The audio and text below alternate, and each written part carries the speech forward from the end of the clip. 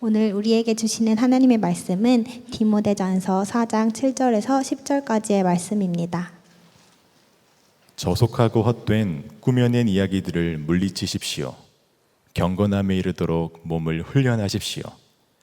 몸의 훈련은 약간의 유익이 있으나 경건 훈련은 모든 면에 유익하니 이 세상과 장차 올 세상에 생명을 약속해 줍니다. 이 말은 참말이요 모든 사람이 받아들일 만한 말입니다. 우리가 모든 사람, 특히 믿는 사람의 구주이신 살아계신 하나님께 소망을 두므로 우리는 수고하며 애를 쓰고 있습니다. 네, 젊은이 교회 예배에 오신 여러분들 진심으로 환영하고 축복합니다. 오늘부터 광고에서 보셨겠지만 국내 선교 학교가 시작이 됩니다. 국내 선교지를 올 여름에 가게 될 터인데 국내 선교 학교를 반드시 필참하셔야 국내 선교지를 가실 수가 있습니다. 여러분, 선교지만큼 하나님의 살아계심을 느낄 수 있는 곳이 또 어디 있을까요? 네. 그런 의미에서 도움이 필요한 지역 교회와 또 섬겨야 할 마을 그리고 다음 세대들 그 섬기는 일도 참 중요하겠지만 무엇보다 선교는 여러분 자신을 위해서 꼭 한번 경험해봐야 하는 것입니다. 그러니까 갈지 말지를 가야 할지 말아야 될지를 이렇게 갈등할 문제가 아니라 가셔야 되는 거예요. 특별한 본인의 사정이 있지 않는 한 선교는 가셔야 되는 그런 영역입니다.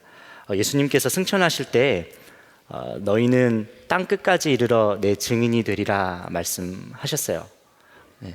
여러분, 땅 끝이 어딜까요? 땅 끝은 복음이 필요한 곳, 복음의 빛을 밝혀야 하는 곳, 그곳이 땅 끝이 되는 것이죠. 땅 끝으로 가시게 되는 겁니다.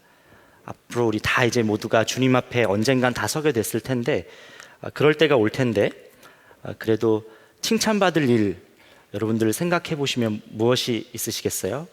우리가 만약 선교를 했다면 그래도 예수님 앞에서 저희 그래도 선교했습니다. 주님, 제가 주님의 명령에 따라서 선교지 다녀왔습니다. 단기 선교 시간과 재정을 들여서 주께 드렸습니다. 이렇게 칭찬받는 일 되지 않을까요? 올 여름 여러분 선교지 모두 다 함께 경험해 보시기를 예수님의 이름으로 축복합니다. 나와 다른 시대를 살았던 사람을 이해하기 위해서는 당시에 그 사람이 어떤 문화 속에 또 사회 구조 속에 살고 있었는지를 살펴보게 되면 그 사람에 대해서 조금은 다가가게 될 수 있는 것 같아요. 그래서 성경을 이해할 때도 당시의 국제 정세가 어땠는지 또 어느 나라가 강국이었는지 문화는 어땠는지를 아는 것이 참 도움이 됩니다. 우리 부모님 세대를 이해하는 것에 있어서도 그렇죠. 부모님께서 지나온 시대의 문화적인 상황들이 어땠는지, 사회적인 어떤 이슈들이 있었는지를 우리가 알게 되면 부모님 세대를 이해하는데 큰 도움이 돼요. 그 시대 배경을 담아내고 있는 영화나 드라마를 보고 난 후에 참 친근하게 우리가 또 느껴지지 않습니까? 몰랐던 것을 많이 알게 되죠. 자, 우리 부모님은 여러분 어떤 시대를 겪으셨을까요? 부모님 세대는 6.25 전 또는 6.25 후에 대부분 태어나신 세대세요. 부모님들이 어린 시절이었을 때 그때는 정말 먹을 것이 없었던 보릿고개를 지나가셨던 그런 세대들도 있으셨습니다. 그래서 끼니 거르는 일 없이 잘 먹고 잘 사는 게 목표셨어요. 밥 안 굶는 것, 그것이 목표일 때가 있었다는 거죠. 그러다가 7, 80년대 나라 경제가 급격히 성장했어요. 80년대는 청년 시절이죠. 부모님께서 민주화 운동을 이끄시면서 민주주의에 대한 갈망을 꽃피우셨습니다. 부모님 세대는 그 시대를 지나오면서 많은 부분들을 일구어낸 그런 세대세요. 그분들이 걸어오신 길이 어떤 길인지를 알고 이해하면 왜 이렇게 요즘 젊은 청년들은 조직 질서 안에 들어오지 못하고 왜 이렇게 개인적인 성향들이 강하지? 이렇게 생각하시고 이렇게 말씀하시는 이유가 어느 정도 이해가 돼요. 부모님을 이해하게 되면. 지금 우리가 살고 있는 시대 또 많이 달라졌죠. 여러분, 우리는 지금 어떤 시대를 살고 어떤 시대를 지나왔을까요? 스스로 우리 시대를 이해한다면 어떤 특징들이 있고 어떤 접촉점, 어떤 키워드들이 있었을까요? 다양한 생각들이 있을 수 있겠지만 저는 말씀을 준비하면서 한 가지가 떠올랐어요. 불안. 불안이라는 단어가 떠올랐어요. 그 어느 시대보다 풍요로운 시대를 살고 있지만 그 어느 때보다 불안한 시대, 불안에 떨고 있는 시대. 젊은이 교회만 해도 8호 또래부터 00 또래까지 나이 차이가 있습니다. 그래도 90년대와 2000년대 어떤 일들이 있었는지를 살펴보면 IMF가 있었어요. 나라가 부도 위기가 돼서 국제통화기금인 IMF의 원조를 받고 많은 기업들이 해외로 넘어갔던 어려운 시기가 있었습니다. 또 2008년에는 미국발 금융위기도 겪었어요. 경제적 어려움으로 하루아침에 직장을 잃고 무너진 가정들이 많이 나타났습니다. 거기다가 세월호 사건도 있었어요. 사고로 인한 슬픔과 나라 안의 위기 대책 시스템의 문제, 그로 인해서 참 많은 상처도 받고 아픔을 겪었습니다. 사실 이 수치를 다 비교할 수는 없는 일이지만 역사적으로는 지금 이런 것보다 훨씬 더 어려운 때도 있었죠. 전쟁을 겪은 세대들도 있었고, 나라가 망하는 것을 경험한 세대도 있었고, 식민 통치를 경험한 세대도 있었고, 동포끼리 치열하게 서로 죽이고 싸웠던 시대를 겪었던 분들도 있었습니다. 그런데 그 어느 시대 못지않게 우리 시대는 불안에 떠는 시대라는 거예요. 안 그래도 인간은 불안함을 느끼는 존재입니다. 여러 가지 환경적 요인들로 인해서, 그런데 그 불안이 가중되고 있는 것이 우리 시대인 것 같아요. 요즘 젊은 청년들이 우리가 직업 선정을 하는 데 있어서 가장 중요한 가치도 안정성이라고 해요. 적성과 비전, 높은 임금 수준이 아니고 안정성이라고 합니다. 이것이 그대로 우리 시대를 보여주고 있는 것 같아요. 한 치 앞도 내다보기 어려운 불안 속에 살고 있는 이 시대. 당장 내일 어떤 일이 일어날지 전혀 예측할 수 없는 미래에 대한 두려움을 안고 살면서 나의 한계는 계속해서 우리가 마주하게 되죠. 아마 이 중에도 여러 가지 개인의 문제, 또 진로로 인하여서 직장 생활 때문에, 또 가정과 관계 때문에 불안을 느끼시는 분들이 많이 계실 수도 있을 것 같습니다. 오늘 이 불안한 시대 속에서 어떻게 그리스도인으로서 불안에 잠식되지 않고 하나님의 자녀로 살 수 있는지에 대해서 말씀을 나누려고 합니다. 여러분, 불안은 인간이 기본적으로 갖고 있는 그런 기본 감정입니다. 불안함이 없는 사람이 있을까요? 없어요. 사람이 태어나면서부터 처음 겪게 되는 감정이 불안 아닐까요? 엄마 뱃속에 평안하게 있다가 아이가 엄마와 단절이 돼서 세상에 태어나요. 그러면서 느끼게 되는 자연스러운 감정이 불안이죠. 분리와 불안이에요. 그러니까 사람이 불안을 느끼고 실제로도 불안한 존재여서 또 이 불안을 스스로는 어떻게 할 수가 없기 때문에 절대자를 찾습니다. 하나님을 찾죠. 우리는 그렇게 창조되었어요. 불안이 하나님을 찾게 만드는 것이죠. 또 적당한 불안과 긴장은 사람을 성장시킵니다. 일의 능률도 적당한 긴장이 있어야 능률이 올라요. 그런 의미에서 불안이라는 감정 자체가 모두 나쁘다고 볼 수는 없겠습니다. 문제는 이 불안 때문에 우리가 아무것도 할 수 없고, 불안에 떨어 아무 조치도, 어떤 것도 할 수 없는 그런 상태, 한 발자국도 더 앞으로 나아갈 수 없게 되고, 통제가 되지 않아서 이 통제되지 않는 불안으로 인한 깊은 마음의 병, 이것이 문제가 되는 것이죠. 예수님께서도 십자가 지시기 전에 제자들과 헤어져야 할 때 제자들의 불안의 상태에 대해서 말씀하셨습니다. 불안의 상태에 너희들이 절대로 머물면 안 된다라고 말씀하셨어요. 요한복음 14장 1절 말씀입니다. 너희는 마음에 근심하지 말라. 하나님을 믿으니 또 나를 믿으라. 제자들 입장에서는 그동안 늘 예수님과 함께 있었는데 주님이 떠난다고 하시니까, 이제 주님이 안 계신다고 하시니까 불안할 수밖에 없는 것이죠. 그런 제자들에게 근심하지 말아라. 하나님을 믿으니 나를 믿어라 라고 말씀하신 거예요. 자, 우리가 이 표현을 잘 주목해 봐야 될 것 같아요. 여기에 불안을 어떻게 극복할 수 있는지 예수님이 일러주고 계세요. 불안에 떨고 있는 제자들에게 나를 믿으라, 날 믿으라, 이렇게 하셨어요. 가만히 생각해 보면 예수님을 믿는 믿음 속에 그러니까 불안을 이기는 힘이 있다는 거예요. 날 믿어라. 믿음이 불안을 극복하게 한다는 것입니다. 여러분 생각해 보면 우리는 믿는 대상에 따라 불안할 수도 있고 그렇지 않을 수도 있습니다. 그 믿는 대상이 흔들리면요, 나도 흔들려요. 그런데 믿는 대상이 흔들리지 않는다면 흔들릴 이유가 없는 것이죠. 한 2년 전쯤이었던 것 같아요. 제가 아들과 병원에 진료를 받으러 갔는데 마침 병원에 그 건물 지하 주차장에 주차할 곳이 없는 거예요. 그래서 그 건물 밖을 나와서 주차할 곳을 찾았습니다.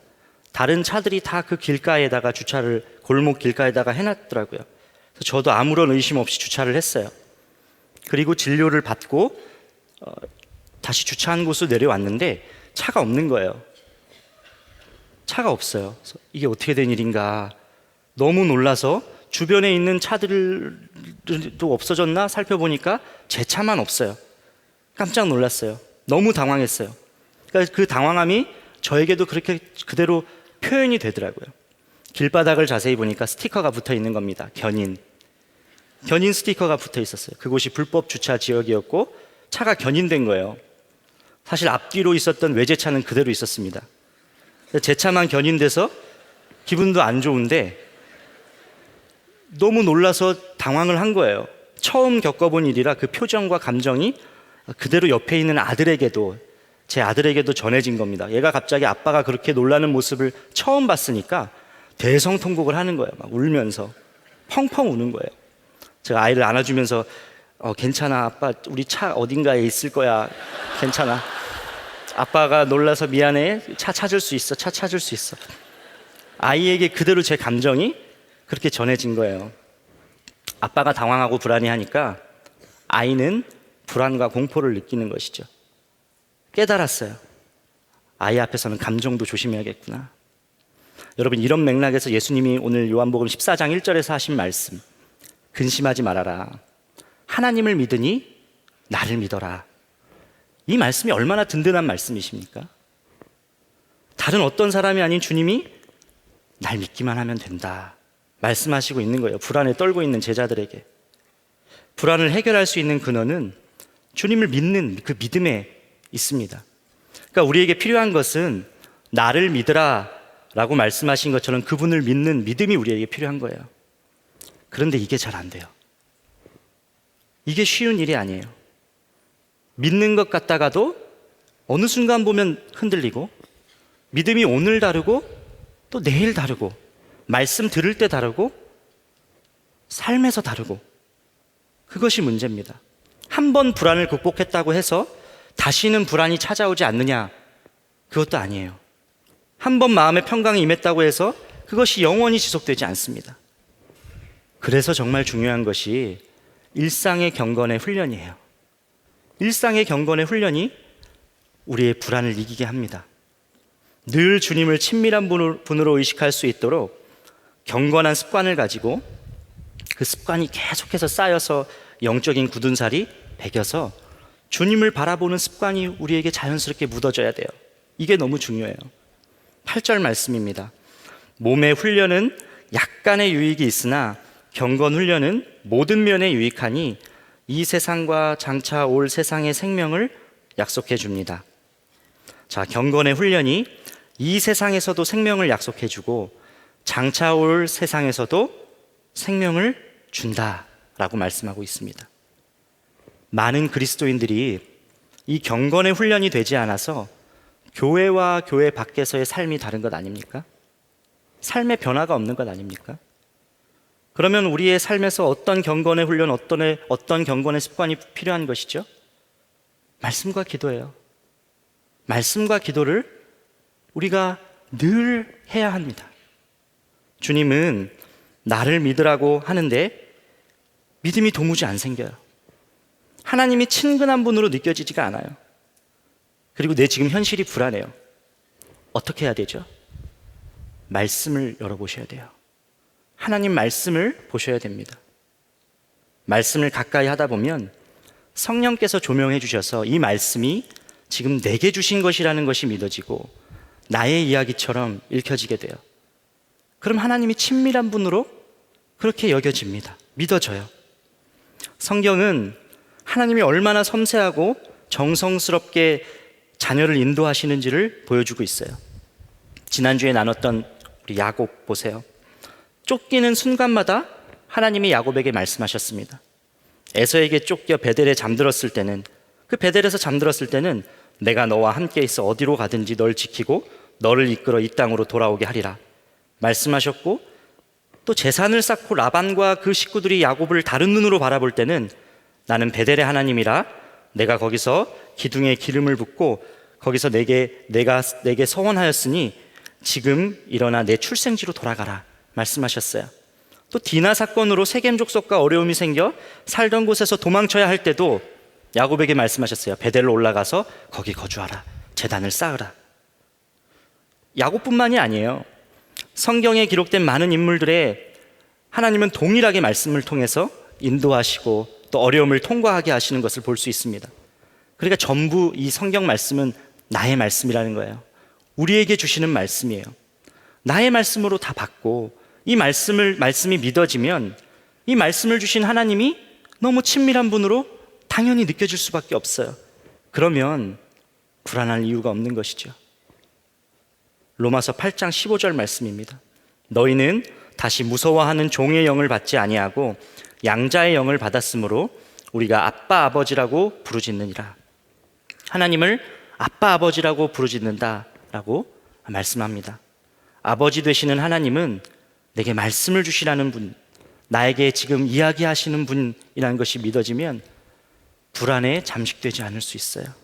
그러니 말씀이 능력이고 말씀이 힘인 것이죠.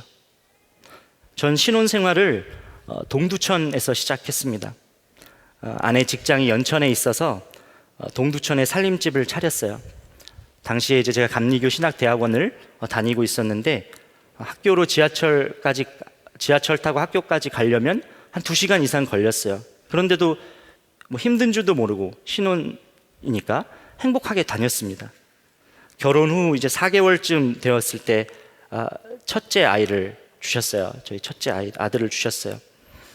근데 어느 날 새벽 3시쯤에 갑자기 아내가 화장실에서 비명을 지르면서 쓰러졌어요. 저도 깜짝 놀라서 화장실로 달려가 보니까 아내가 바닥에서 꼼짝하지 못하고 배를 부여잡고 하혈을 하고 있더라고요. 그래서 저도 너무 놀랐어요. 119 앰뷸런스 구급차를 타고 가장 가까운 야간 응급실이 있는 의정부로 새벽에 이동을 했습니다. 몇 가지 응급 조치를 하고 또 검사를 한 후에 의사 선생님이 하시는 말씀이 빨리 수술을 지금 해야 된다는 거예요. 아내 난소에 문제가 생겨서 빨리 수술을 하지 않으면 안 된다는 겁니다. 그래서 급히 그날 아침이 돼서 서울에 있는 큰 병원으로, 거기서는 수술이 안 된대요. 더 큰 병원으로 가야 된대요. 그래서 다음날 그 새벽에 아침에 이제 수술을 받기로 하고 그 서울에 있는 병원으로 이동을 했습니다. 자, 그 하루가 만 하루 동안 참 정신없이 여기 갔다가 저기 갔다가 여기 쫓아갔다가 했던 것 같아요. 이제 그날 밤, 수술 전날 밤, 아내가 약 기운에 취해서 이제 자고 있는데 혼자 병실 안에 앉아 있는데 저도 이제 그때 정신이 든 거예요.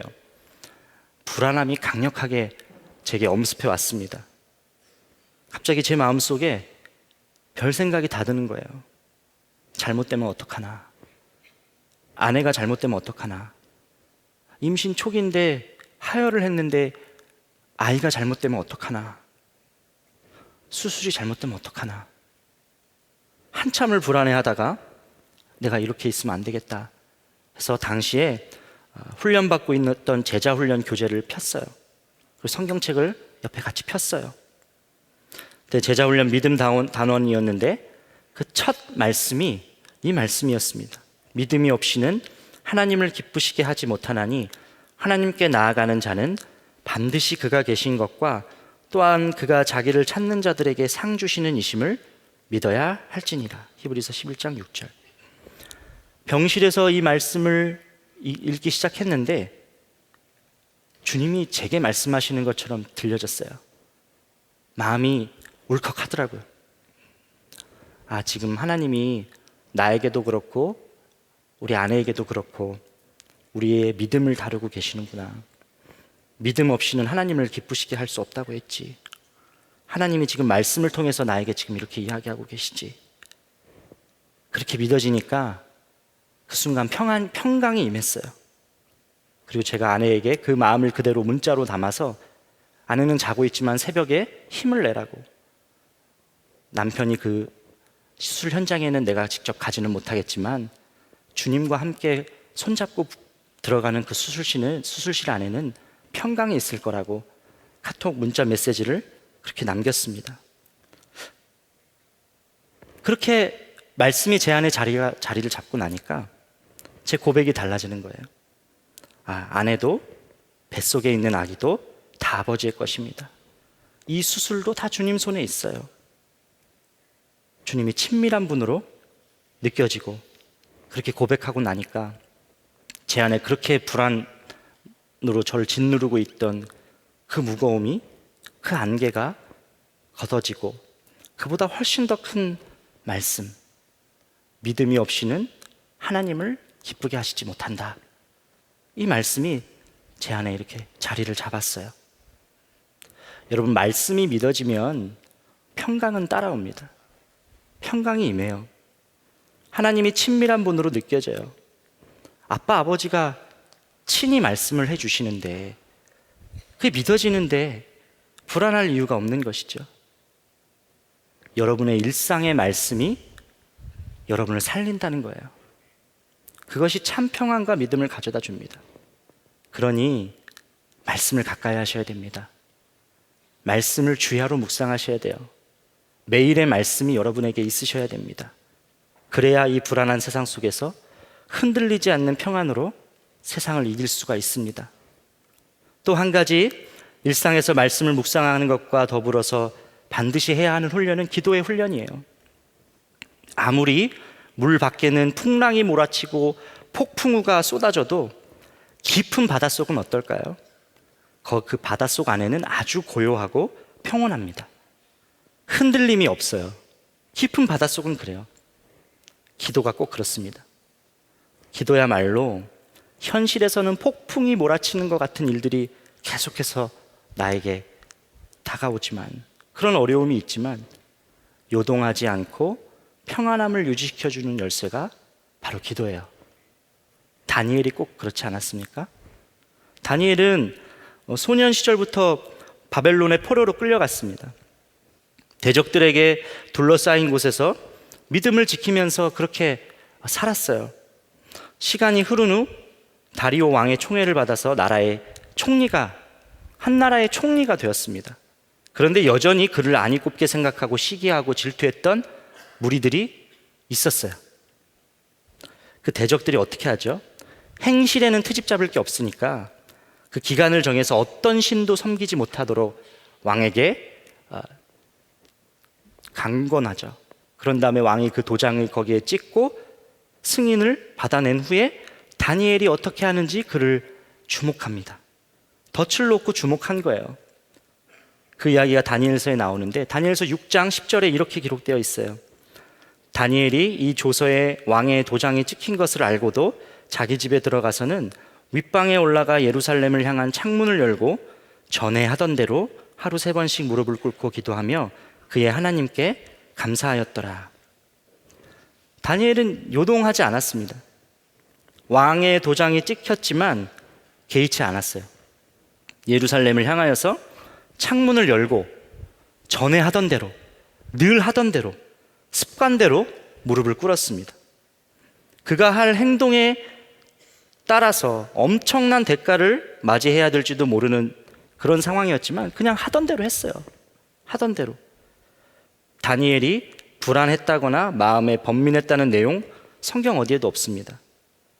어떻게 그렇게 할 수 있었죠? 그냥 하던 대로 한 거예요. 기도의 습관이 그에겐 너무 자연스럽게 배어 있었던 겁니다.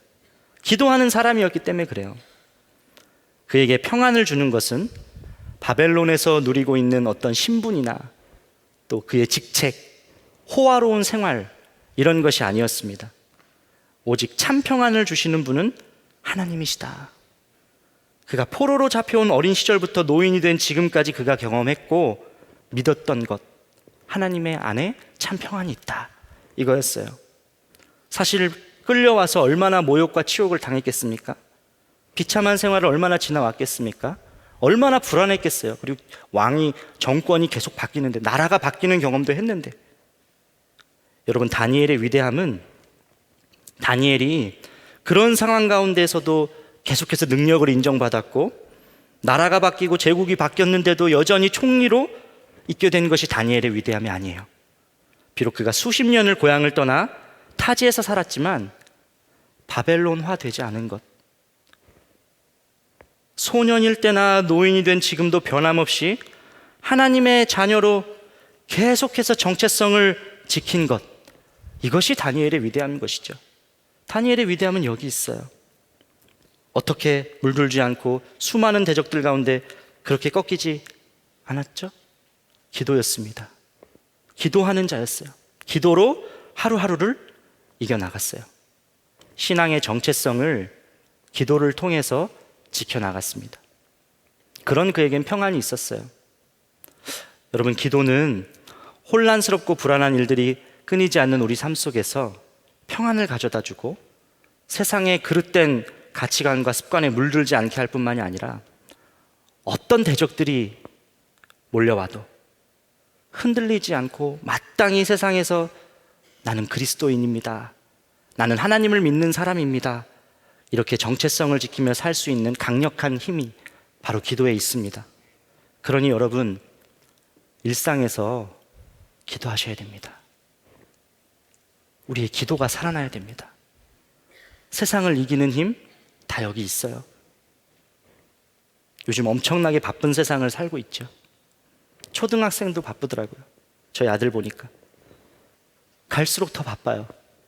고등학교 시절보다 대학 시절도 더 바쁘고, 직장인 돼서도 바쁘고, 결혼해서 가정이 생기면 또 더 바쁘고.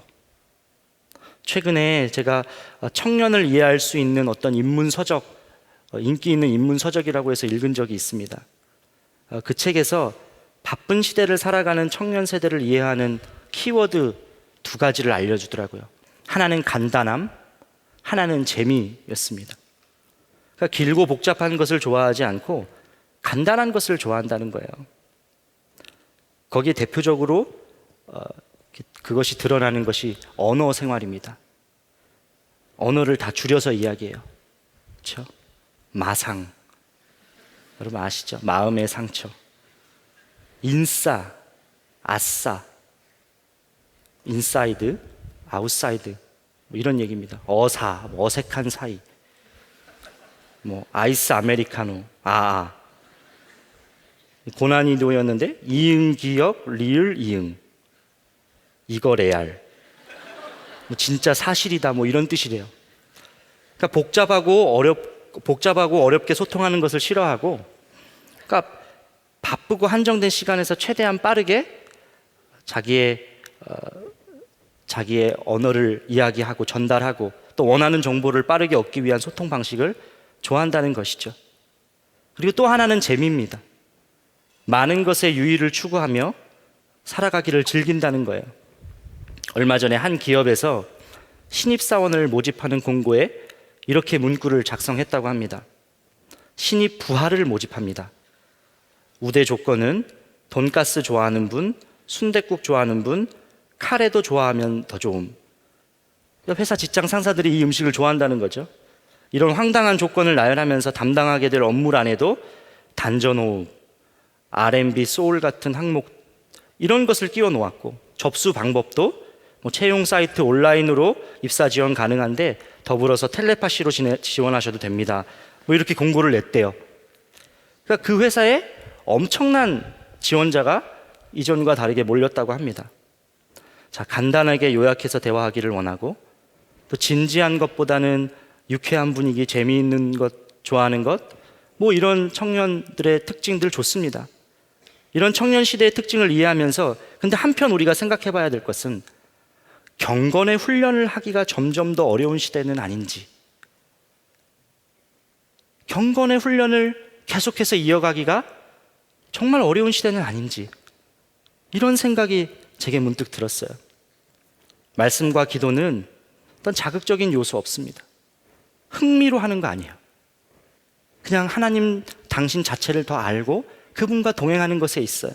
물론 말씀 묵상과 기도하는 습관이 깊어질수록 이것을 정말 어디에서도 누릴 수 없는 만족과 유익을 누립니다.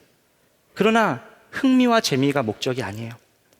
간단해 보이는 일이 아닐 수도 있어요. 또 재미로 시작하기 어려울 수 있습니다. 그러나 이 경건의 훈련에 그리스도인들이 일상을 살아갈 수 있는 생명력이 있다는 겁니다. 그러니 우리가 포기할 수 없는 것이죠. 어쩌면 믿지 않는 사람들이 봤을 때 이 경건의 훈련은 조롱거리가 될 수도 있겠습니다. 분위기에 따라 미움의 대상이 될 수도 있겠어요. 7절 말씀이죠. 저속하고 헛된 꾸며낸 이야기들을 물리치십시오. 경건함에 이르도록 몸을 훈련하십시오.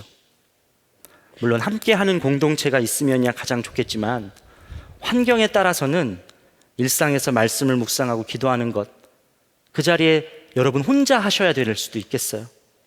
조롱받고 핍박받을 수도 있겠어요. 그런데 그렇다고 할지라도, 그럼에도 불구하고 경건의 훈련을 우리가 놓치면 안 되겠습니다. 그래야 일상에서 믿음이 실제가 되고 세상이 주는 어떤 불안과 어떤 세상이 주는 어떤 위기도 우리가 주님으로 인한, 주님과의 동행으로 인하여 그것을 넉넉하게 감당하며 나아갈 수 있게 됩니다. 불안은 하나님께로부터 숨고 하나님과의 관계가 불편해질 때 더 커져요. 그러므로 관계를 회복시키는 것은 하나님과의 관계가 더 깊어지면 되는 거예요. 불안을 해결하는 건 말씀을 통해서, 기도를 통해서 빛 가운데로 드러내면서, 그러면 자연스럽게 불안의 안개는 걷어지게 됩니다. 담대함이 생겨요. 주님은 이 경건의 훈련을 하는, 그렇게 경건의 훈련을 하고 있는 그 한 사람을 통해서 반드시 역사하십니다. 하나님의 역사는 이 한 사람을 통해서 상상할 수 없을 만큼 놀랍게 나타나요. 그러니 여러분 한 사람이 그렇게 결단하고 그렇게 살아가는 것 결코 작은 일이 아니라는 거예요. 엄청난 일인 것입니다. 2차 세계대전이 끝날 무렵에 영국군은 매일같이 베를린에 폭격을 퍼붓고 있었습니다. 상대적으로 공격받기 쉬운 폭격기는 작은 전투기들이 엄호를 했다고 해요. 보호해 줬어요. 그런데 어느 날 밤 임무를 마친 폭격기들이 영국으로 돌아가는데 독일 전투기들이 편대가 나타나서 공격을 했다고 합니다. 치열한 전투 속에서 영국 폭격기 한 대가 아무런 엄호를 받지 못한 채 그렇게 무방비 상태로 날아가고 있었어요. 그때 독일 전투기가 영국 폭격기 앞에 나타났습니다. 이제 최악의 상황을 준비하면서 그대로 독일 전투기의 날아오는 총탄을 바라볼 수밖에 없었습니다. 비행기에, 폭격기에 총알이 박히는 소리가 들렸어요. 연료 탱크 옆 기체를 관통했습니다. 이제는 끝이다. 이제 폭발하는 것만 남았다. 그렇게 생각했는데 연료도 새어나오고는 있는데 이상하게 폭발하지를 않는 거예요. 기적적으로 기지에 돌아올 수 있었습니다. 다 무사히 아무도 다치지 않은 채 다 돌아올 수 있었어요. 몇 시간 후에 정비사가 조종사를 찾아왔습니다. 연료 탱크에 박혀있는 총알을 가지고 찾아왔어요. 그 총탄 5개를 해체해 봤는데 그 5개의 총탄 모두 화약이 들어있지 않았던 거예요. 그리고 그 총탄 하나에서 작은 쪽지가 나왔습니다. 그 쪽지는 이렇게 적혀 있었어요. 우리는 강제로 끌려와 공장에서 총탄을 만들고 있는 폴란드 포로입니다.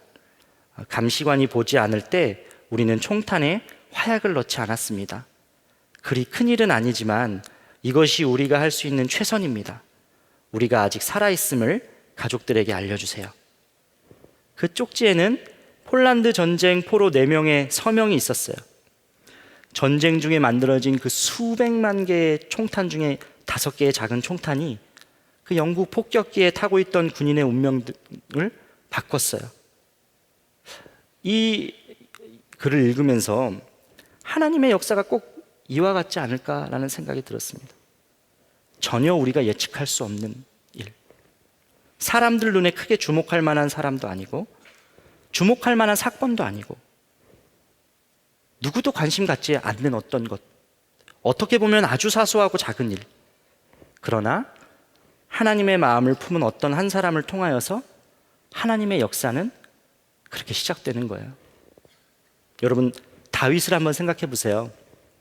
다윗도 집안에서는 전혀 주목받지 못하는 사람 아니었습니까? 목자였던 그가 평상시에 숙련되게 사용할 수 있었던 그 물맷돌, 그 자신에게는 작지만 그 숙련된 무기로 그 큰 골리앗을 쓰러뜨리게 될 일이 있을지 어떻게 알았겠습니까? 루터, 종교개혁을 한 마틴 루터, 그 젊은 사제가 교황이 면죄부를 판매하자 95개조의 반박문을 비텐베르크 교회 정문에 붙이면서 종교개혁에까지 이르게 될 거를 누가 예측했겠습니까? 훈련된 경건한 그리스도인 그 한 명은 세상 속에서 능력을 발휘합니다. 그렇게 되면 상상할 수 없는 일, 우리 생각과 우리 상식으로는 상상할 수 없는 하나님의 일을 그렇게 그 사람을 통해서 하나님께서 그렇게 하게 하셔요. 말씀을 정리하겠습니다. 앞으로 우리의 삶, 여러분의 삶 더욱 예측하기 어렵겠습니다. 예측하려고 너무 복잡하게 이거 한번 생각해 보려고 예측해 보려고 해보지 마세요. 어차피 그 예측대로도 다 안 됩니다. 세상은 우리 삶의 모든 영역에 어쩌면 요즘은 바쁨이라는 프레임을 씌워놓고 지속적으로 우리의 정신을 분산시키고 조급하게 만들고 그러면서 나의 한계를 마주하게 하고 절망하게 하고 불안을 조장할 겁니다. 쉽고 간단하고 편리하고 재미있는 일, 자극적인 일 추구하도록 하면서 깊이 주님과 교제하는 것을 어떻게든 방해하고 현혹시키려 할 겁니다. 우리가 깨어 있어야 되겠습니다. 아무리 바쁘고 분주할지라도 그리스도인으로서 놓치지 말아야 할 경건의 훈련을 우리가 해야겠습니다. 그렇지 않으면 무슨 수로 이 세상을 우리가 이겨나갈 수 있겠습니까? 매일의 말씀이 없고 기도가 없는데 어떻게 세상을 이길 수가 있을까요? 없어요. 없습니다. 주일 드려지는 예배와 함께 일상에서는 계속된 경건의 훈련이 우리에게 이어져야 돼요. 10절 말씀입니다. 우리가 모든 사람, 특히 믿는 사람의 구주이신 살아계신 하나님께 소망을 두므로 우리는 수고하며 애를 쓰고 있습니다. 하나님께 소망을 두고 여러분의 삶에서 수고하며 애를 쓰는 경건의 훈련을 위하여서 그렇게 사셔야 됩니다. 혹시 불안한 분 계십니까?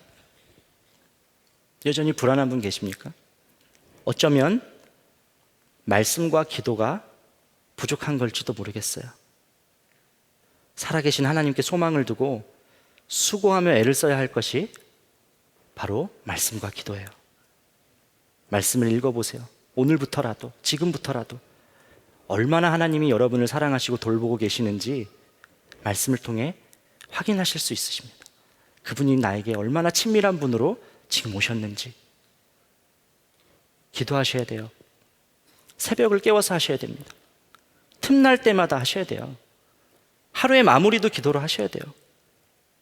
불안을 이길 평안함과 담대함이 거기서 나와요. 그리고 여러분의 하루에 있었던 일들을 통행일기에 적어보세요. 그 기록들을 계속해서 이어가 보세요. 불안이 틈탈 수가 없습니다. 오늘 예배를 통해 지금 여러분이 갖고 있는 모든 불안이 떠나가기를 예수님의 이름으로 축복합니다. 그리고 무엇보다도 오늘 예배 이후의 삶, 앞으로의 삶에서 매일의 말씀과 기도, 경건의 훈련, 그것이 여러분에게 시작돼서 참 승리를 맛보시길 예수님의 이름으로 축복합니다. 이 시간 우리 찬양하고 기도하도록 하겠습니다.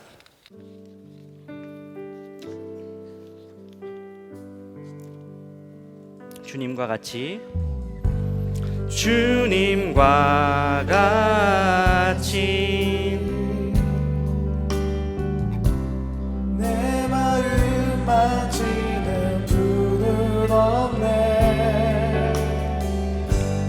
오랜 세월 찾아 난 알았네. 내겐 주밖에 없네. 주님과 같이 주님과 같이 내 마음 만지는 분은 없네.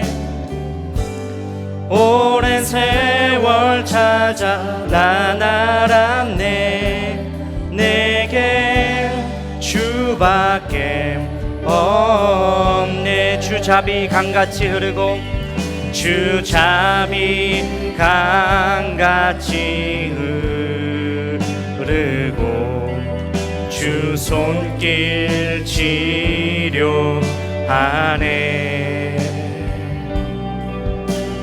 고통받는 자녀 품으시니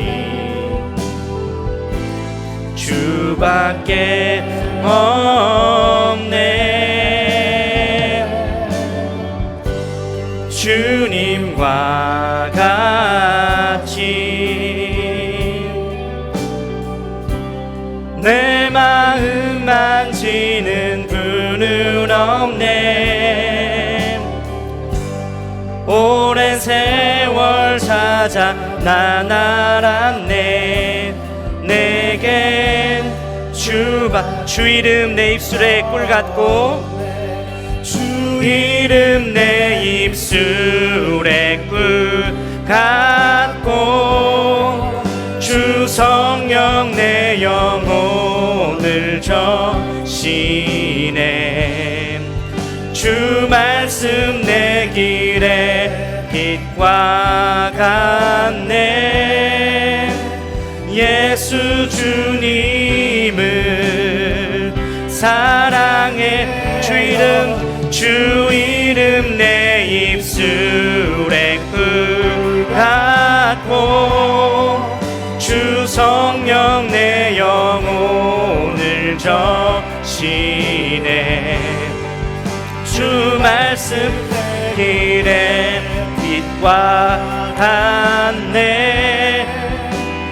예수 주님을 사랑. 주 이름 내 입술에 꿀 같고 내 입술에 꿀 같고 주 성령 내 영혼을 저시네.